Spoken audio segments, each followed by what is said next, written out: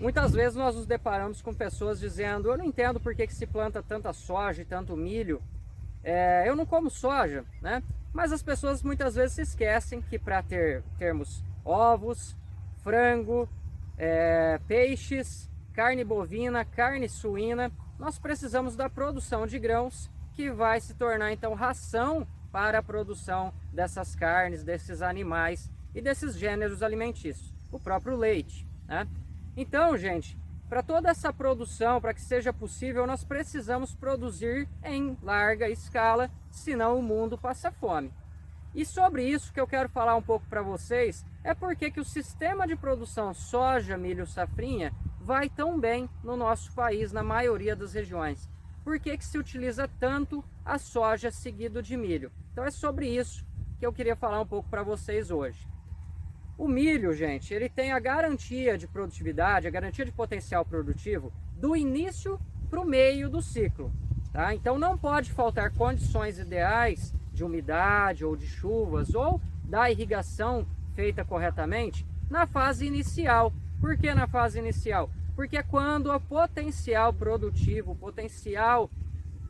em função do número de grãos por fileira, número de fileiras por espiga, já está sendo produzido dentro do colmo.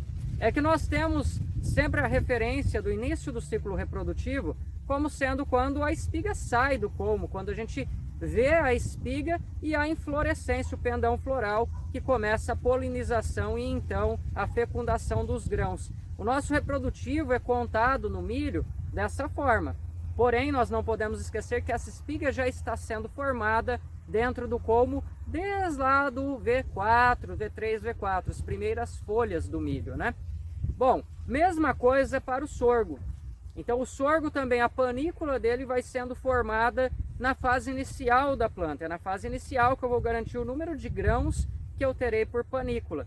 Se esses grãos vão ganhar peso, vão ser fecundados ou não, isso é a continuidade do ciclo que vai nos dizer. O bom controle fitossanitário para que nós tenhamos então uma boa fecundação desses grãos ao longo do ciclo. E boas condições hídricas, boas condições de umidade do solo, seja por chuva ou por irrigação, para que nós tenhamos ganho de peso, ganho de massa seca nesse grão, né? Bom, então é por isso, gente, que esse sistema vai tão bem após a soja. Por quê? Na maioria das regiões do nosso país, nós temos aí cerca de 4 meses de estabilidade de chuva. O que é essa estabilidade? Uma boa distribuição, mais ou menos 4 meses. A soja tem ciclo de 4 meses, são 4 meses para produzir soja. O milho tem ciclo de 4 meses aproximadamente, então 4 meses para produzir milho. Nós teríamos então para colocar, para encaixar nesse sistema de produção 2 culturas por ano, teríamos aí 8 meses, e nós não temos 8 meses de boa distribuição de chuvas. Então por que o casamento da soja com o milho? É porque para a soja, se faltar um pouco de chuva, então quando a chuva ainda está se regularizando, né, o início do ciclo de chuvas, o início da época chuvosa ainda está se regularizando, para a soja não tem tanto problema, não vai impactar tanto em produtividade se faltar um pouco de chuva, se faltar condições hídricas ótimas na fase inicial. É claro, desde que tenha condições de umidade para que tenha uma boa emergência de plantas, uma boa garantia do estande de plantas, né? Depois não tem tanto problema se faltar chuva no vegetativo. A soja compensa isso depois no reprodutivo. Para a soja, não pode faltar chuva, não pode faltar irrigação no reprodutivo. Então, a partir do momento que começa a formação do grão. No milho é o contrário. No milho é na fase inicial que já está sendo formada a espiga. Mesmo caso do sorgo. Então, nessas culturas, milho e sorgo, não pode faltar condições ideais da fase inicial até o meio do ciclo. É por isso que nós conseguimos encaixar uma janela para a soja no início das chuvas, quando as chuvas ainda não estão regulares, e ter uma boa produtividade mesmo assim com a soja, e pegar uma boa janela de produção, uma boa janela de plantio para a produção do milho e do sorgo, plantando ali no final da estação chuvosa, pegando ainda uma boa distribuição de chuvas, mas essa chuva perdendo sua regularidade mais para o meio do ciclo até o final dessas culturas. Então, muito semelhante à cultura do milho nessas questões, né? O sorgo ele Ele também é uma cultura muito bem utilizada em safrinha, quando você vai ter chuvas mais na fase inicial da cultura, por muitas questões semelhantes ao milho. O que é essa semelhança que eu estou dizendo? A produção em si, embora a gente considere o início do ciclo reprodutivo, né? Quando a gente tem aí a fecundação dos grãos, porém a formação lá do milho, da espiga, já está dentro do colmo. E da panícula, que é o que nós chamamos no sorgo, a panícula já está sendo formada também dentro do colmo. Então, nós precisamos ter condições ótimas de umidade, condições favoráveis do início até a metade do ciclo. Isso é o que garante o potencial produtivo. É claro que se depois da metade do ciclo nós ainda tivermos condições favoráveis de umidade no solo, como é o caso do uso da irrigação, é claro que nós teremos produtividades ainda superiores. Mas o porquê que essas culturas vão bem no inverno nosso, no inverno brasileiro? Porque nós temos um inverno, pelo menos para a maior parte das regiões do país, um inverno seco. Então nós conseguimos encaixar uma janela de plantio boa para a soja, seguida ali no final das chuvas por uma cultura que precise de água mais na fase inicial, né? Então no caso aqui da planta de sorgo, quando a gente abre ela, né? Então eu vou tentar abrir uma planta aqui para mostrar para vocês, tentar pegar aqui certinho a formação da panícula. Então, abrindo essa planta, nós temos aqui a formação da panícula, veja. A panícula está aqui, ó. Então, numa planta jovem ainda de sorgo, tá aqui, eu vou até levar a planta mais para perto aqui, né? Então, vejam que a formação da panícula está aqui. O potencial produtivo da cultura é garantido nas fases iniciais. Aqui eu já tenho quantos grãos eu terei na panícula. Se eles serão fecundados ou não, se eles ganharão peso ou não, aí é a continuidade do ciclo que vai nos dizer. Mas o potencial produtivo, que é o número de grãos que eu terei na panícula, é garantido agora, na fase inicial.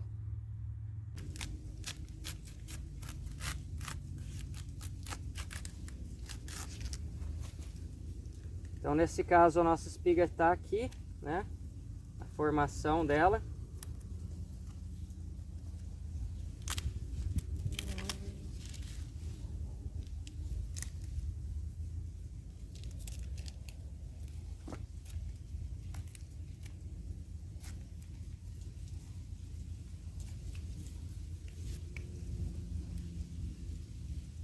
Então, tá aqui, né, a formação da espiga com os estigmas.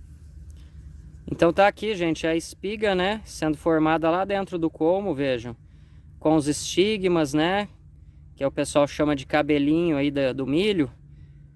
Para cada grão nós temos um estigma, que é a ligação, é como se fosse o cordão umbilical, é o que vai garantir que o pólen fecunde o grão e o grão se torne viável. Então o grão seja fecundado e ganhe massa, ganhe peso, né? Então tá aqui, é por isso que o potencial produtivo do milho é garantido na fase inicial. É nessa fase inicial que nós teremos aí o número de grãos, determinação na espiga do número de grãos por fileira, né? E o número de fileiras por planta ou por espiga, né? Então é por isso que a gente determina aí o potencial produtivo, né, do milho já na fase inicial. E é por isso que o milho vai tão bem como uma cultura de segunda safra. A gente sabe que as chuvas elas vão parando, então não pode faltar chuva para o milho na fase inicial até a metade do ciclo. Então é o contrário da soja. No caso da soja nós temos aí, não pode faltar chuva da metade do ciclo para frente, porque a soja, a formação do grão é diferente. Então, a partir do momento que formou a vagem, inicia a formação do grão, não pode mais faltar umidade ideal para a soja. E é isso que garante a produtividade da soja. A soja até suporta períodos aí de veranicos na fase vegetativa sem grandes perdas no potencial produtivo. E o milho é o contrário, o milho é na fase do início até a metade do ciclo. É claro que se tiver algumas chuvas aí na fase de enchimento de grãos por milho, será muito bom, é claro, para ganho de peso. Mas o potencial produtivo da planta é garantido na fase inicial, do início até a metade do ciclo. E por isso que o sistema de produção soja seguido de milho dá tão certo. porque você planta a soja, você tem as chuvas se estabelecendo, se regularizando no início do ciclo, mas às vezes falta um pouco. Aí não pode faltar chuva da metade do ciclo para frente. E aí no milho você pega boas chuvas, ainda boas condições de chuva na fase inicial até a metade do ciclo, e depois começam a faltar chuvas, que é o período seco vai chegando, o inverno.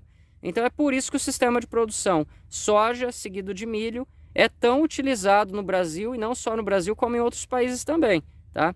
Mas basicamente, então, é por causa do momento da garantia do potencial produtivo. Para a soja, da metade para o final do ciclo, e para o milho, do início do ciclo para a metade do ciclo.